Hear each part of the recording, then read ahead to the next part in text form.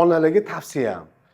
Agar farzandinglarni otasiz o'zinglar katta qilayotgan bo'lsanglar, balog'at yoshiga yetganda psixologik kimlikni uzish esdan chiqmasin. Onani kimligidan balog'at yoshiga yetgandan keyin uzilish kerak o'g'il bolalar. Chunki uzilmasa bo'lmaydi.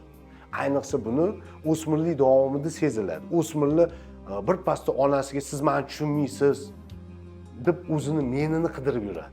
Ana o'sha paytda ona bosib qo'yish kerak emas. Meni gapim haq, men har doim haq bo'lganman. O'shaning uchun meni aytganimni qilsang kam bo'lmaysan deb bir xil uqtirib keladi-da. O'sha noto'g'ri. Bola o'zini menini ham chustut qilish kerak.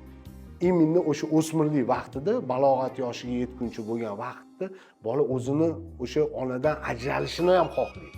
Shu jarayon bo'ladi. Onalar o'smir bolalarni onalari meni tushunmayapti hozir. O'zidan o'zi jahl qiladi, baqiradi. Tushunmaysiz deydi, onani uzoqlashtiradi, kirmang xonamga deydi. Men o'zim hal qilaman deydi. Maktabimga bormen deydi, o'qituvchim bilan o'zim gaplashaman deydi. O'zim. Shu jarayon boshini ana o'sha jarayonda uzilish jarayoni bo'ladi-da. O'sha jarayonda ona qo'yib berish kerak bolaga. O'zi qaror qabul qilish. Ana o'shanda uzilish bo'ladi. Agar o'sha uzilish bo'lmay, yo'q, mensiz sen ishlasan, eplay olmaysan, yo'q, men hal qilaman deb bola uchun yugurib, bola uchun hal qilib, bola uchun hamma narsani gapirib o'tadigan ona bo'lsa, keyinchalik bola shunga o'rganadi. Zona komfortasini topadi. Komfort chegarasini aniqlab oladi ona bilan birgalashib.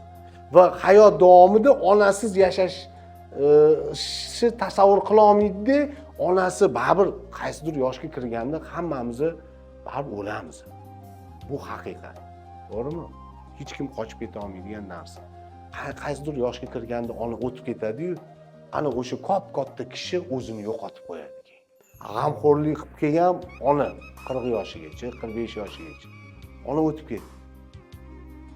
G'amxo'r odamni yo'qotdimi, o'sha g'amxo'rlikka muhtoj bo'lib, qanaqadir surunkali og'ir bir kasal bo'lib yotib qoladi-da, o'sha onasini mehrini xotinidan, opa-singillaridan, boshqalardan kutishni boshlaydi.